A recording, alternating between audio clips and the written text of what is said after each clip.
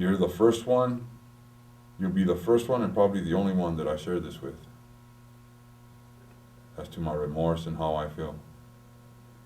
Society never gave me a chance to say I'm sorry. The victims, I never really knew who they were or what, to this day, don't even know what they're about or anything, their backgrounds, nothing. Julie Ann? That was one of the victims, the deceased victim. She died. She died. And Colleen? That's the other victim. That's the one that lived. She lived. Exactly. And what's it say in the middle? Gone? God forgave me. God forgave who? God forgave me. Me. You. Huh.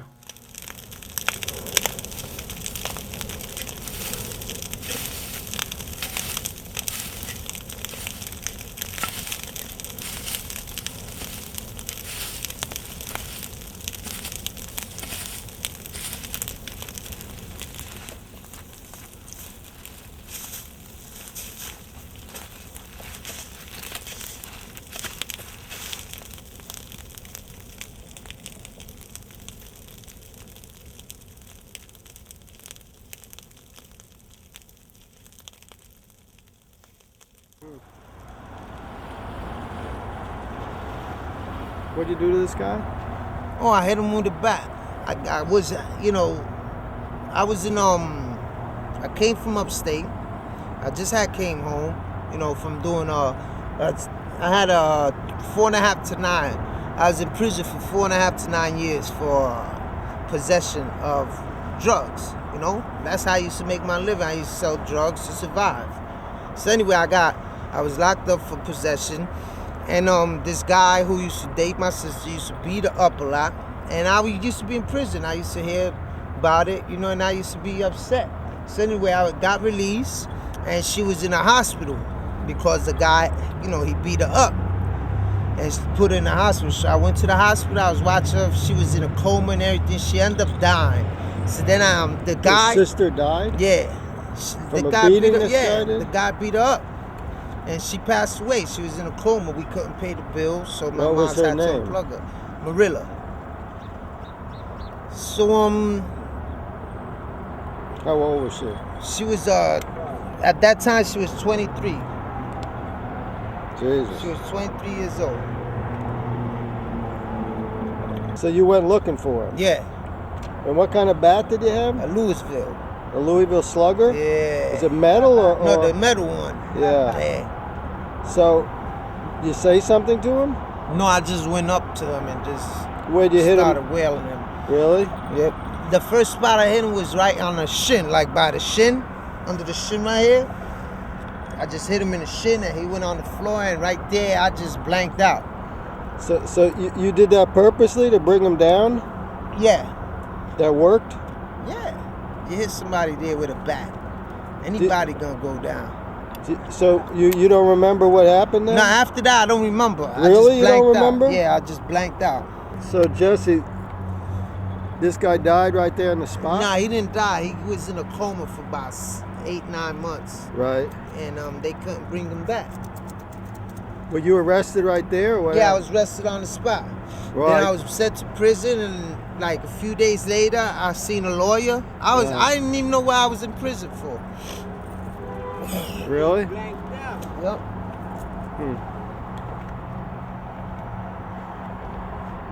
What, the cops saw you? So they called people, yell for the cops or something? Yeah.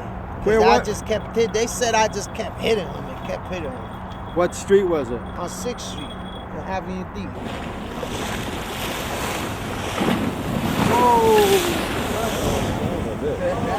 What the hell? What caused that, man? The tide is coming in. Jesus. Good, man.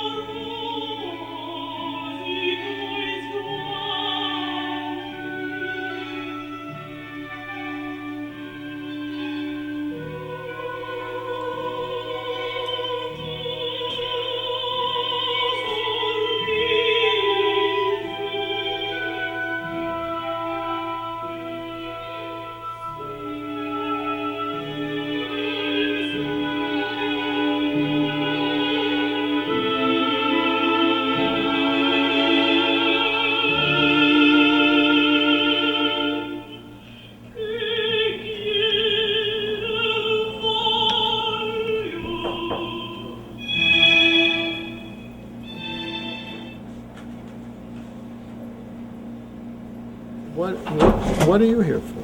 I'm serving 2 life without parole sentences. 2. Mm-hmm. I see. And how long you been here? 13 years. I see. We're getting an audience in here. Yeah. So, but you were never on death row, right? No, sir. That's good. No, sir. One of my fall partners, he received the death sentence, and I received life without.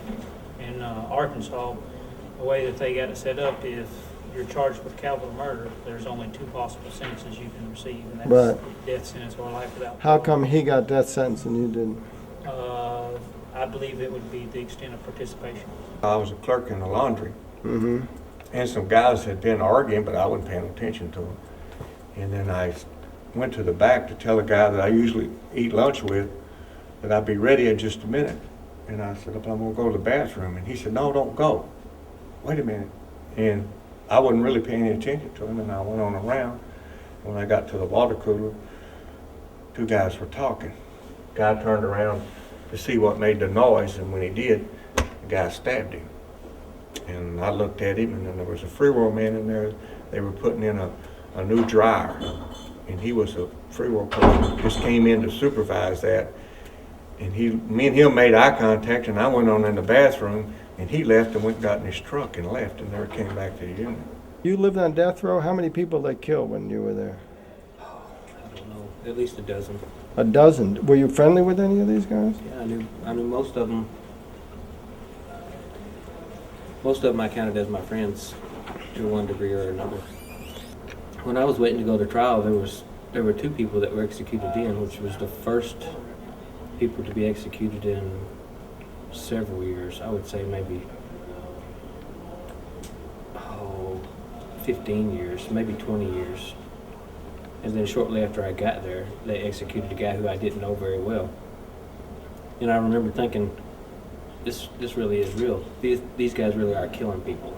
And if they can kill, the guy's name was Ricky Rector, and he was like, I would have considered him retarded. He had suffered some brain damage, and he thought like a little child. And I thought to myself, if they can execute Ricky Rector, then they can and will execute anybody here.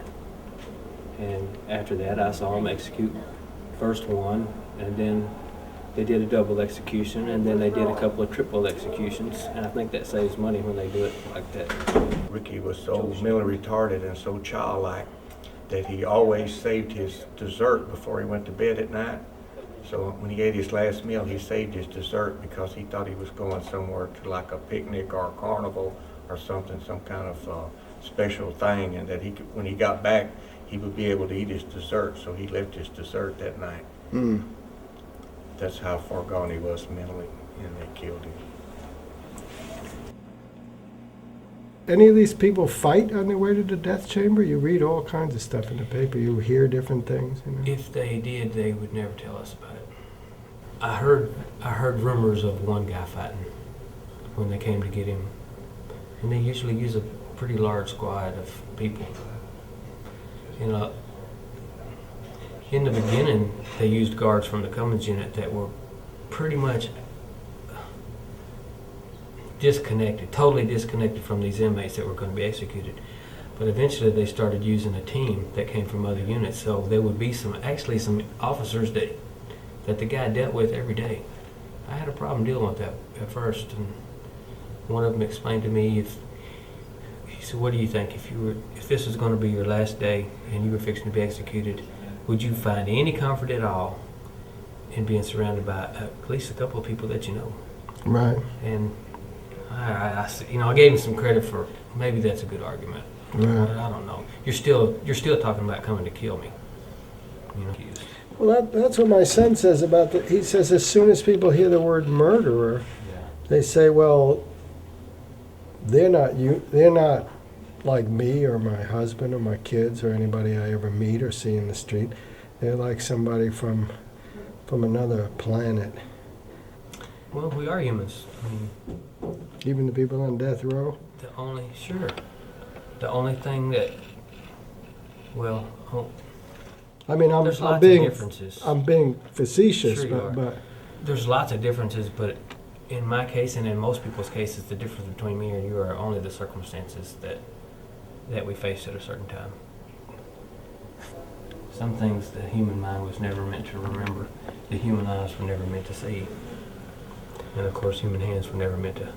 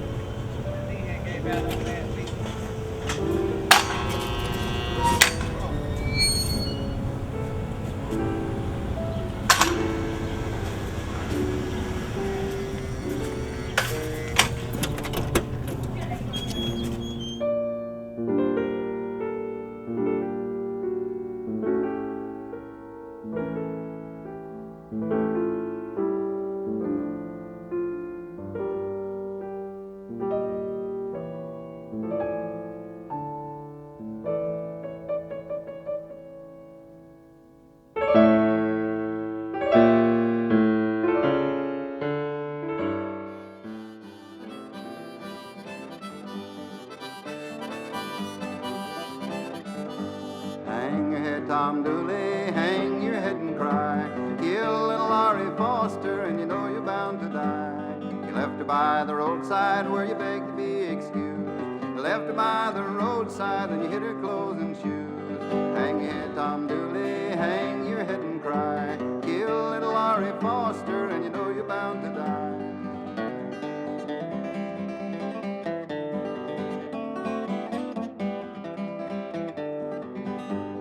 Took her on the hillside for to make her your wife.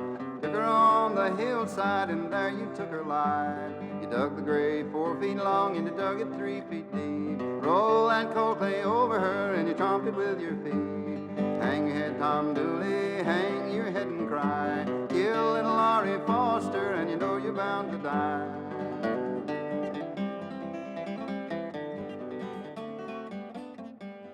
You got death sentence? Yeah, For what, murder? murder, One murder? one murder and attempted murder and 4 other charges. Out near Canyon, right? Yeah. The Harris Canyon? Harris Canyon. Uh, Yeah, that's where where my crime was what'd you committed. do something like that for? Drugs and booze. Just didn't mix up. You killed a girl, right? Yeah, it was it was 2 girls, 2 girls that were involved. One got convicted of for killing one, and I got convicted of stabbing another one 34 times. Huh? You murdered a helpless girl. Yeah. Well, Must have been horrible. well, it was horrible, and I heard for what happened, because, man, I was just a little kid when I did that. I'd never been in trouble before in my life. This is the first time I've ever been in trouble, and first time I ever come to prison. I've never been in trouble before in my life. I read about it when it happened. I was horrified. It wasn't nothing. It wasn't nothing funny. If anything, it was gross, because of the way it happened, the way everything was done. It was in shambles, man. And the only thing I can recall out of the whole thing is when she told me, when that girl was saying, "The one that's alive now, oh God, let me die in peace." But I can't, it's hard for people, that it hurts, man, because I gotta live with this the rest of my life, that I took an innocent person out of this world.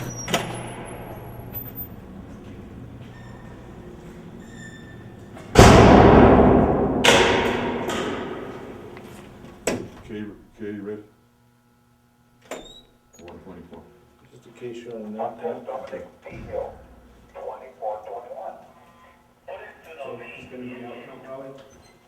So you say you saw Bernalillo? Go ahead, sit down, Michael. I'll try to. Yeah,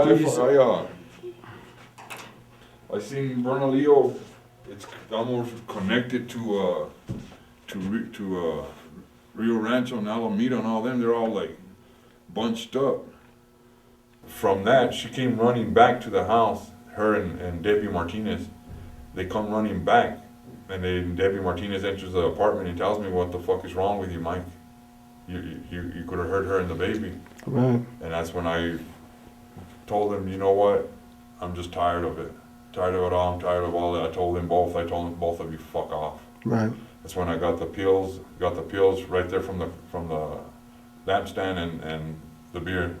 I said, "This is what I think of all of you." And I drank them, and I split. You took a whole bunch of pills? A whole bunch What of kind of pills? Limbitrol's 1025s and Imprium 3s with codeine. Right as I get off the freeway, I pull my car over right away, and I remember jumping the curb. At that time, I started seeing having little blackouts, so I jumped over the curb. Jumped over the curb with my car, opened the door, and threw up right there. Were you covered with blood? No, not that I remember. When You I got went home, home? when I got home, I was, from my understanding from the testimony of Monica. Monica was there, you come home and covered with blood. Yeah. Did you take that knife with you that Monica threatened to use on herself? Was No. that the weapon? No. Did they find it? Yeah, they found the weapon. Up there. No, on the freeway, because they said I had told them where everything, I had disposed of everything. And Well, what kind of knife was it? a Perry knife. I stole it from work. That's something you cured. Huh? Why would you attack two women if men had been raping you? I don't know. Well, my father and mother would take us to go see our grandparents up in Jemez. Right. And they'd be visiting with my grandparents while I was back there getting raped, sexually abused in the outhouse or something. My mouth covered. One day I recall, that's one of the things that I wrote in the book that I recently did on the manuscript, that I was taken to the outhouse, and my uncle promised me, reeled me in by candy, gum or something to that effect. And I sat on his lap and How can you believe this? I mean, you've been subjected to this repeatedly. I mean, it's totally unfair because I'm addressing an adult and you were a child, and you're getting emotional. It still affects me as it had happened yesterday. Nothing can take that pain away. I live with it, and it hurts. It took me coming to prison to realize that it was not my fault. It took me coming to prison to be helped by mental health. I didn't know what mental health was. I didn't have no avenues. I didn't have nowhere to turn to out there. Not even as a teenager. I was bounced away from home, to put in foster homes, and nobody wanted me. I ran away from the foster homes only to go back to Bernalillo to an empty house.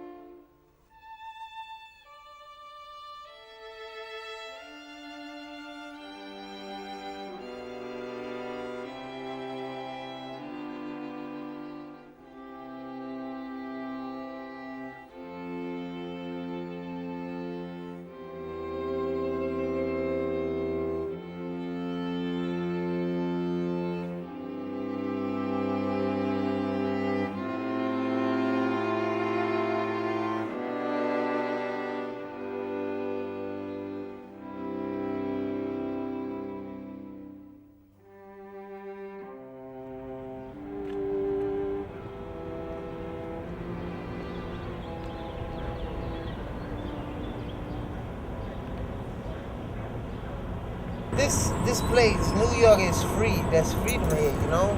Anywhere out of prison is beautiful, man. Freedom itself. What's freedom? In New York is freedom? Freedom is what I'm doing right now, sitting down and talking outside prison. This is freedom. You know who made these? Huh? I wonder who made these. What's that? The graffiti? Yeah. It's been there for a long time. Been there for a long time. You can't get up no more like you used to do, right? Getting old. You know that? Right. Oh, man.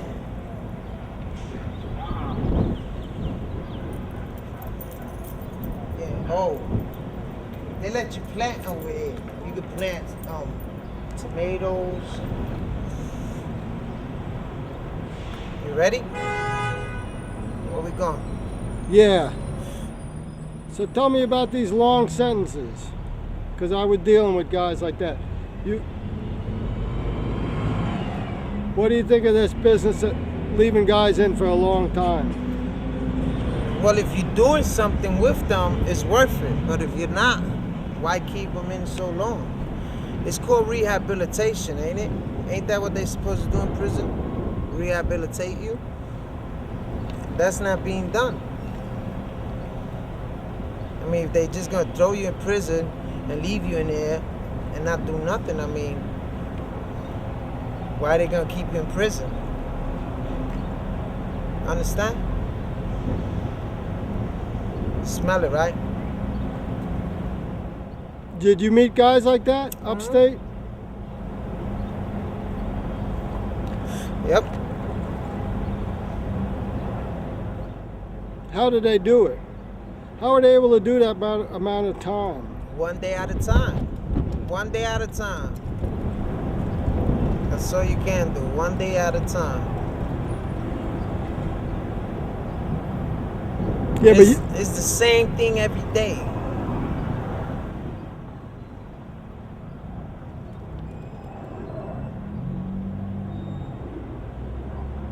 yeah, how do they deal with that? I guess they talk to people around them, you know. I guess, you know, they talk with their peers, other inmates. I mean, that's all you can do. Write letters, let people know how you feel. I was always thought that was the best thing, like to write letters, get it all out in paper and throw it away.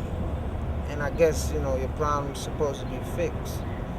And you wouldn't mail the letters? No, just throw them away. How come you didn't mail them? Why should you? You're letting, you know, you might hurt people with what you say on the papers. You understand? Right. So just throw them away. Write them down. Write all your feelings down. Right. Put it in a ball and throw it away. Get rid of it. You think about it when you're out here? You ever think about life in there? You ever go around and you do? Every day I think about it. And sometimes I get up like in the middle of the night and sometimes I think I'm still in jail, you know? Sometimes I get up sweating like you dream about jail sometimes, you know? You go to sleep and you just have dreams like if you was in jail. But I think about it a lot. You think you're in the cell, you wake up, you don't know where the bathroom is? No, I just wake up and think like, you know, I have to take a second glance and realize that I'm home. Right. You know? Did you deal with stuff inside? Yeah, I went to therapy. I went to Alcohol Anonymous. Not that I was an alcohol, but my case dealt with me being intoxicated. And that was something I needed to take to the board, was AA, which was Alcohol Anonymous, Right. which is a program they offer us in prison.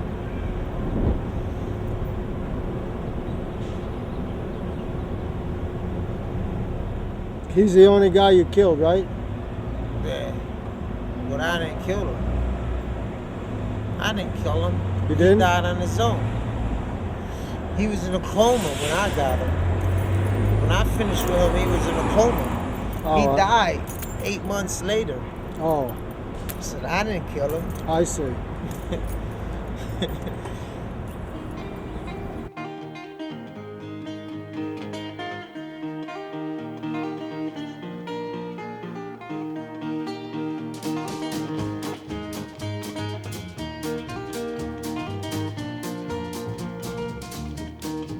Shaggy Dad, walking down, he walked all around.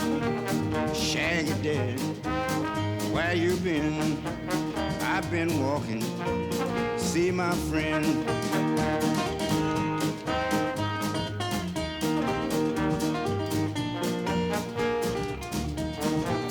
Knocked on the door, she wouldn't let me in. That's the reason y'all wanna know where I've been. Shaggy Dad.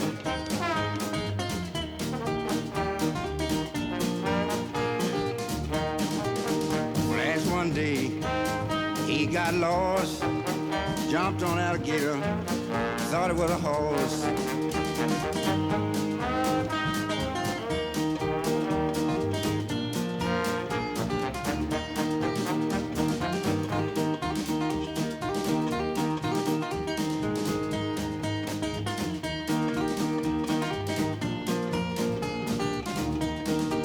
Shaggy Dad, don't stay out too long. Yes, I know that is wrong.